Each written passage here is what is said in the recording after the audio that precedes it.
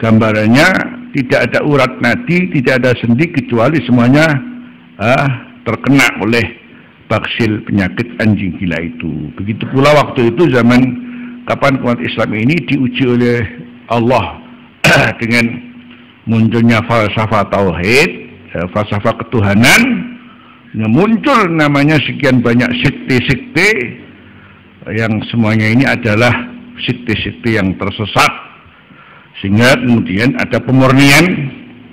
Nah, pemurnian ini yang kemudian disebut namanya Ahlus Sunnah wal Jamaah. Maka dari keterangan al-Jamaah dan kemudian dilengkapi dengan istilah Ahlus Sunnah wal Jamaah itu adalah karena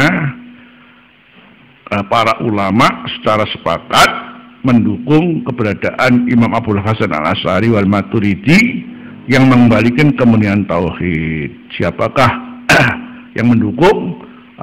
Yang mendukung adalah karena jamaatul ulama minal mufassirin wal muhaddisin wal usuliyin wal fuqaha wal lughawiyyin dan wal balaghiyin, semuanya begitu ya.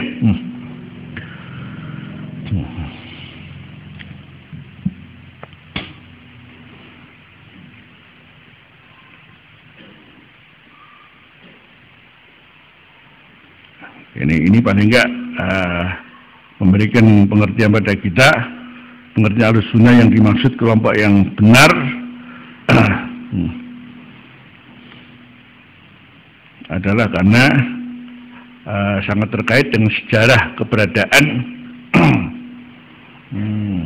ujian kaum muslimin pada waktu itu, kemudian terjadi pemurnian selanjutnya yang kemudian disebut Ahlus Sunnah wal Jamaah. Jadi maka wahyal Jamaah ini kemudian paling enggak kita tahu sejarahnya kenapa kok diartikan dengan Ahlus Sunnah wal Jamaah.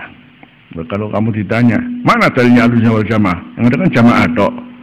Nah kalau Jamaah seperti Jamaah apa saja, goblok nisan kon ora ro alih al-qawaid ta'rif.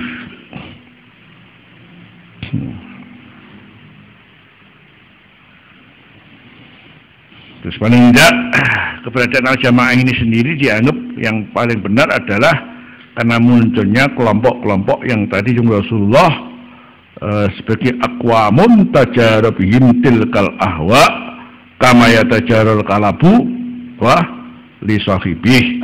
Itu munculnya sekte-sekte kelompok Islam yang bermacam-macam, dan ini bukan dalam hal bidang furu'il fikih, tapi dalam bab masalah akidah. Untuk menguatkan ini, jadi saya baca di Syarah Abu Dawud. Qala al-Alqami qala Syekhuna al-Lafal Imam Abu Mansur Abdul Qahir Ibn Tahir At-Tamimi fi Sahih hadzal hadis kitaban qala fihi qad alima ashabul maqalat annahu sallallahu alaihi wasallam lam yurid bil firaqil mazmumah al mukhtalifina fi furu'il fikih min abwabil halal wal haram. Jadi semua para ulama yang memang semuanya adalah orang-orang ahli berpendapat ini sudah tahu semua bahwa Rasulullah ketika dawuh dengan hadis ini lam yurid bil firaqil madmumah, yang dimaksud dengan kelompok-kelompok yang tercela sehingga mereka seluruhnya 72 itu masuk neraka, sudah tentu bukan al-mukhtalifina fi furu'il fikih. Jadi bukan orang-orang yang bersifat dalam masalah cabang-cabang fikih min abwabil halal wal haram, itu tidak. Wa inna ma qasada bidzammi man khalafa ahlal haqqi fi usulit tauhid. Nah ini. Wa fi takdiril khair wasyarr, masalah qada-qadar, masalah khair wasyarr. Kapan Jabariyah pemahamannya bahwa semuanya ini adalah kersane Gusti Allah. Sementara Qadariyah mengatakan Allah nggak ada hubungan dengan menentukan baik dan buruk. Wa fi syurutin nubuwah risalah wa fi muwalatis sahabah Ahlussunnah menetapkan bahwasanya kenabian itu hal yang dimaklumi dengan persyaratannya sehingga namanya Nabi mesti maksum. Tapi Syiah lain lagi menetapkan bahwa Imam 12 itu maksum, padahal bukan Nabi. Ini kan menjadi rancu. Ini kemudian selanjutnya mengenai haruskah kita mencintai sahabat sebagai orang-orang berjumpa dengan Rasulullah. Syiah membencinya. Wa ma cara madhhab hadil madhhab li'anna al-mukhtalifina fi qad kaffara ba'dhum ba'dan. Bi khilafil far'il awal.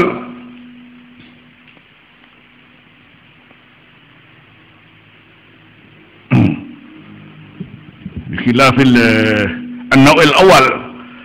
Jadi kalau terjadi pengkafiran satu dengan yang lain ini tidak lebih adalah muncul dari kelompok-kelompok yang ada ikhtilaf masalah tauhid, masalah surutin nubuwah, masalah al-mu'ala bis sahabah, kecintaan bersahabat atau bagaimana dengan sahabat itu kita harus menyikapi.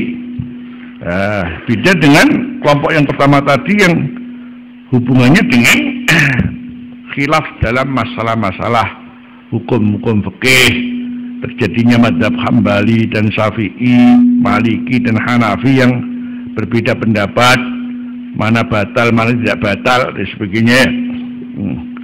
Jadi kita bisa mengamati terjadinya pengkafiran satu yang lain ini hanya pada kelompok-kelompok yang berselisih dalam masalah ketauhidan, sedangkan para ulama yang berselisih dalam masalah-masalah furu' tidak pernah terjadi pengkafiran satu dengan yang lain.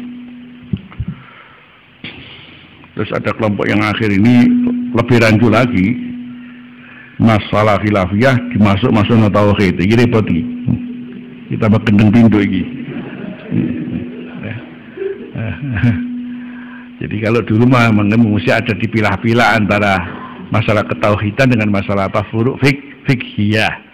Yang kelompok akhir ini lebih gendeng mana? Jadi masalah-masalah khilaf dimasukkan dalam masalah tauhid. Tawasul satu contoh. Tawasul kan masalah khilaf fikih, tapi dimasukkan dalam masalah tauhid. Sopo sing tawasul syirik, ngono iku. Ditambah gendeng pintu iki. Yang menjadi sebab kemudian mereka ini jadi repot kalau sudah masalah furu' fikhiyah dimasukkan ke ranah tauhid kan payah itu payah.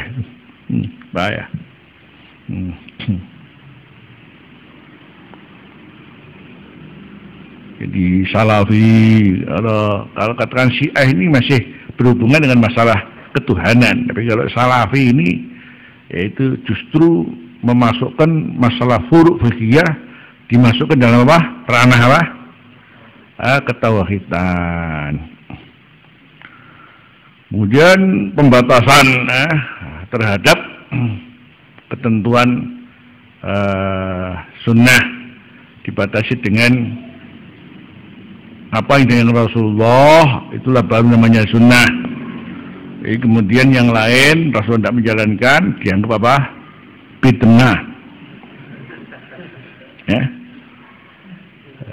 Ini mereka sudah jauh daripada memahami hadis man sanna bil islami sunnatan hasanatan falahu ajruha wa ajru man amila biha. Terus di mana letak hadis itu? Kan mestinya begitu ya. Di mana kedudukan para ulama akhirnya kemudian diberi wewenang untuk beristihad dan menentukan hukum tertentu kalau ataupun tidak terjadi secara nas zaman Rasulullah Shallallahu Alaihi Wasallam. Ini kalau kita kembali berapa hukum nas katakan disebut 500, kemudian kita hidup terus sampai akhir zaman ini dengan keadaan dan kondisi yang mesti berbeda dengan zaman yang lalu. Makanya ada namanya qiyas, ada namanya apa, itu kan kebenaran man sanna fil islami sunnatan hasanatan, apakah dengan qiyas apa dengan yang lain, sehingga hukum itu bisa fleksibel karena tetap ada rujukan kemana. Ini enggak sang salafi ini jadi membatasi Pokoknya harus Rasulullah saja. Kalau tidak berarti bid'ah. Bid'ah wa kullu bid'atin dolalah. Akhirnya kemudian